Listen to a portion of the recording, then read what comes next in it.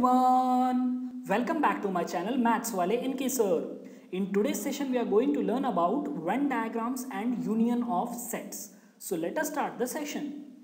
So the first part of this session is based on Venn diagrams. So these Venn diagrams are used to represent the relationship between the sets, and these Venn diagrams are named after the English logician John Venn. These diagrams consists of rectangles and closed curves, usually circles. The universal set is represented by rectangle and its subsets by circles. Correct? तो Venn diagrams किस लिए use करना है? To represent the relationship between the sets. और एक और important point यहाँ पर आपको क्या नोट करना है? The universal set is represented by rectangles and its subsets are represented by circles. तो यहाँ पर आपको दो वेन डायग्राम्स दिख रहे हैं. फर्स्ट वेन डायग्राम में एक रेक्टेंगल है, एक सर्कल है, और सेकंड वेन डायग्राम में एक रेक्टेंगल है और दो सर्कल्स है. और रेक्टेंगल का मतलब मैंने क्या बताया है? It represents the universal set. और सर्कल्स क्या रिप्रेजेंट करते हैं? They represent the subset. Correct. तो इस वेन डायग्राम के अकॉर्डिंग आपको यूनिवर्सल सेट में कौन कौन से एलिमेंट्स दिख रहे हैं? 1 2 3 4 5 6 7 8 9 10. करेक्ट. और उसके बाद सेट ए में कौन कौन से एलिमेंट्स है? 2 4 6 8 10. तो we can say that set A is a subset of the universal set. Right. वो मैंने यहाँ पर नोट किया हुआ है. उसके बाद सेकंड फिगर में आप देख सकते हो यूनिवर्सल सेट में कौन कौन से एलिमेंट्स है? 1 2 3 4 5 6 7 8 9 10. करेक्ट. उसके बाद सेट ए में मतलब इस बड़े वाले सर्कल में कौन कौन से एलिमेंट्स है? 2 8 4 6 10. तो we can say that set A is a subset of the universal set. Correct. उसके बाद सेट बी में कौन कौन से एलिमेंट्स है? दो ही एलिमेंट्स है, 4 और 6. So we can say that this B is a subset of A and this B is also a subset of the universal set. समझ में आ गया है? ये मैंने यहाँ पर नोट किया हुआ है. We say that B is a subset of A is a subset of universal set, B is also a subset of universal set and B is a subset of A. समझ में आ गया Venn diagram का मतलब? Next is union of set. तो अगर मेरे पास दो सेट्स है, set A and set B, the union of set A and set B is the set which consists of all the elements of A and all the elements of B. Union का मतलब क्या है? It consists of all the elements of A and all the elements of B. The union is represented by the symbol and symbolically we write A union B. Right. आपको दिख रहा है? This is written as A union B. समझ में आ गया union का मतलब? तो यूनियन का मतलब क्या है? If we have two sets A and B, then union of A and B is nothing but the set which consists of all the elements of A and all the elements of B. समझ में आ गया ये? तो union of set इस concept पे based हमें यहाँ पर पहला क्वेश्चन दिया गया है. Let X is equal to Ram, Geeta, Akbar be the set of students of class 11 who are in the school hockey team. Let Y is equal to Geeta, David, Ashok be the set of students from class 11 who are in the school football team. Find X union Y and interpret the set. हमें क्या find out करना है? X union Y. और अभी हमने union का मतलब देखा है. What is the meaning of union? Union का मतलब क्या है? A set having all the elements of X and all the elements of Y. तो X union Y क्या आ जाएगा? Ram, Geeta, Akbar, David, Ashok. Elements repeat नहीं होने चाहिए. राइट. तो गीता 2 बार है लेकिन मैंने एक ही बार लिया है. तो the elements of the set X union Y are Ram, Geeta, Akbar, David and Ashok. ठीक है. उसके बाद क्या बोला गया है? And interpret the set. अब ये सेट क्या बता रहा है? It is representing the set of students from class 11 who are in the hockey team और इन द फुटबॉल टीम और बोथ. समझ में आ गया question? Next, let A is equal to 2 4 6 8 and B is equal to 6 8 10 12. Find A union B. अब फिर से easy question है. A union B find out करना है, मतलब क्या करना है, we need to find a set which consists of all the elements of A and all the elements of B, correct. So A union B will be 2 4 6 8 10 12, correct. ये जो 6 और 8 है ये रिपीट हो रहा है दोनों सेट में, लेकिन हमने सिर्फ एक बार लिया है because elements are not to be repeated in a set, correct. So A union B क्या आ रहा है, 2 4 6 8 10 12, simple. Next, find the union of each of the following pair of sets. अब पहला पेयर क्या दिया हुआ है, x और y. तो x में है एलिमेंट्स 1 3 5, y में है एलिमेंट्स 1 2 3. तो इसका यूनियन क्या रहेगा, 1 3 5 और उसके बाद 2, करेक्ट. सो यूनियन में 4 एलिमेंट्स रहेंगे 1 3 5 और 2, करेक्ट. उसके बाद A में एलिमेंट्स है A E I O U और B में एलिमेंट्स है A B C. तो इसके यूनियन में कौन कौन से एलिमेंट्स रहेंगे, A E I O U, उसके बाद B और C, करेक्ट. तो यूनियन में एलिमेंट्स रहेंगे A E I O U और B और C. उसके बाद set A is a set of all x such that x is a natural number and multiple of 3, and B is a set of all x such that x is a natural number less than 6. अब पहले set का roster form लिख देना है. तो A का roster form क्या आ जाएगा, natural number and a multiple of 3, मतलब 3 6 9 12 15 एंड सो ऑन. और B के रोस्टर फॉर्म में क्या आएगा, natural number less than 6. So which are the natural numbers less than 6, 1 2 3 4 5, correct. तो यहाँ पर आप रोस्टर फॉर्म देख सकते हो. और उसके बाद हमें क्या करना है, अब इसका यूनियन लिखना है. तो यूनियन क्या आएगा, A union B will be 1 2 3 4 5, correct. ये 5 एलिमेंट्स. उसके बाद यहाँ से 6 9 12 15 18 एंड सो ऑन. समझ में आ गया ये.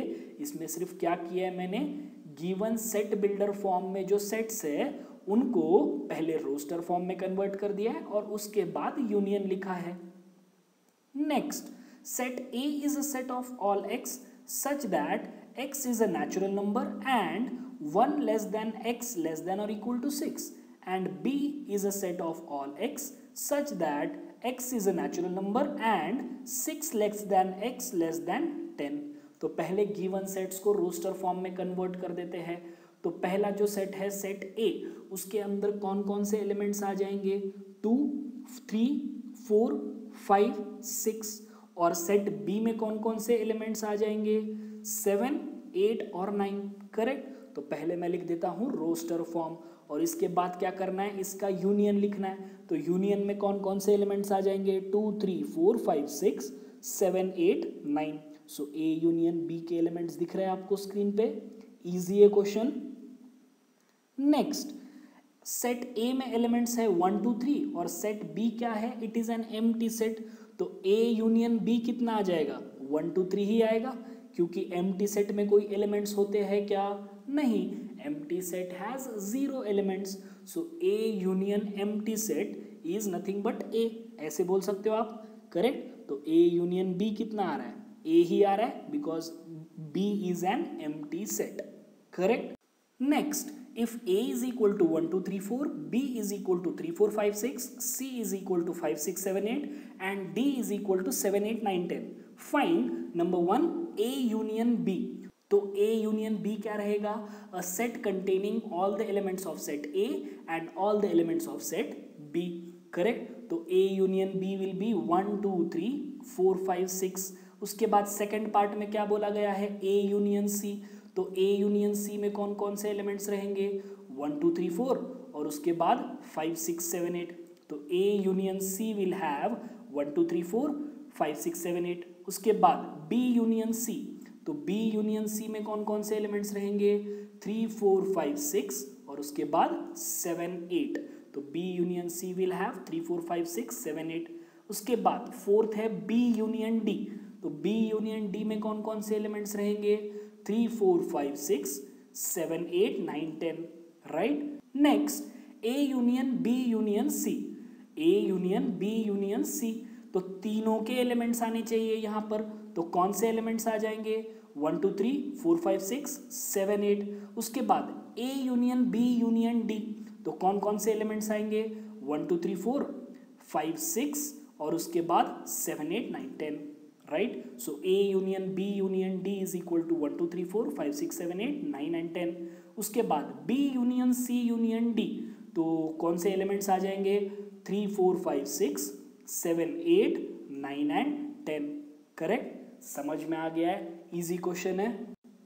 Next, let A is equal to AB, B is equal to ABC, is A subset B, what is A union B।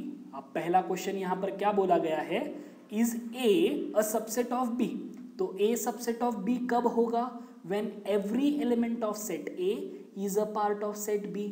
यहां पर है क्या, yes, so we say that A is a subset of B because every element of set A is a part of set B।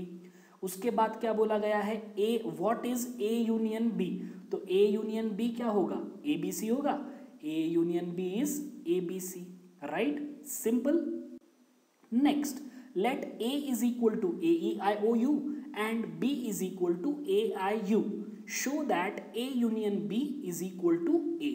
अब A union B क्या होगा इसका, AEIOU, और उसके बाद यहाँ पर A है, यहाँ पर भी A है, यहाँ पर I है, यहाँ पर भी I है, यहाँ पर U है, यहाँ पर भी U है, तो A यूनियन B भी क्या होगा, AEIOU ही होगा।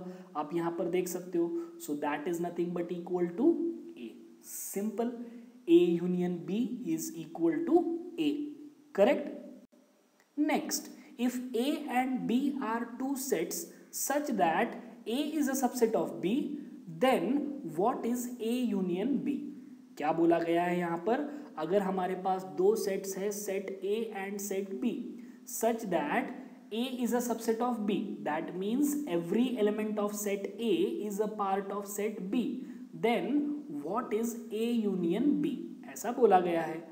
So as A is a subset of B, we can write all the elements of A are present in B, correct. आप यहाँ पर वेन डायग्राम के भी थ्रू देख सकते हो, all the elements of A are the part of set B, right.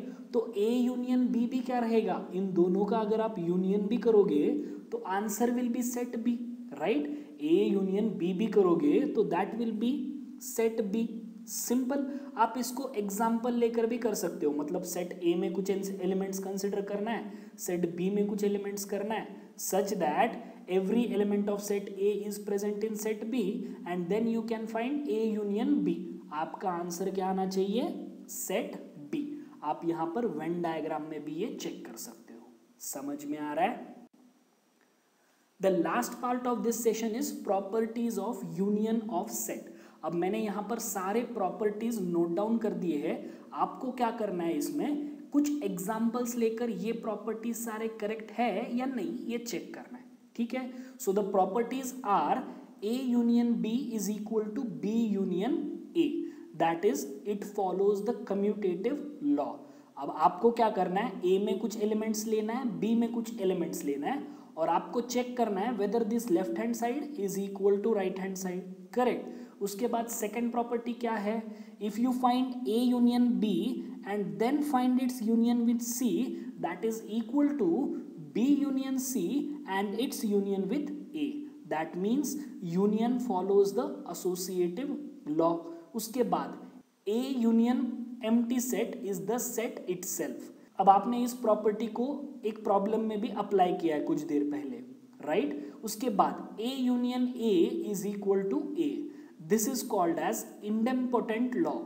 and the last property is union of universal set with the set A is equal to universal set, that is the law of universal set। मैंने क्या बोला है, आपको क्या करना है, set A में कुछ एलिमेंट्स लेना है, सेट B में कुछ एलिमेंट्स लेना है, और पहली प्रॉपर्टी क्रॉस चेक करनी है। उसके बाद सेट A में कुछ एलिमेंट्स लेना है, सेट B में कुछ एलिमेंट्स लेना है, सेट C में कुछ एलिमेंट्स लेना है, और सेकेंड प्रॉपर्टी सेटिस्फाई होती है नहीं है क्रॉस चेक करना है। उसके बाद सेट A में कुछ एलिमेंट्स लेना है, और ये थर्ड प्रॉपर्टी सेटिस्फाई होती है या नहीं चेक करना है। उसके बाद same with property number 4 and property number 5, ठीक है, समझ में आ गया है। अगर आपको कोई भी डाउट्स हो तो please feel free to contact me. Thank you.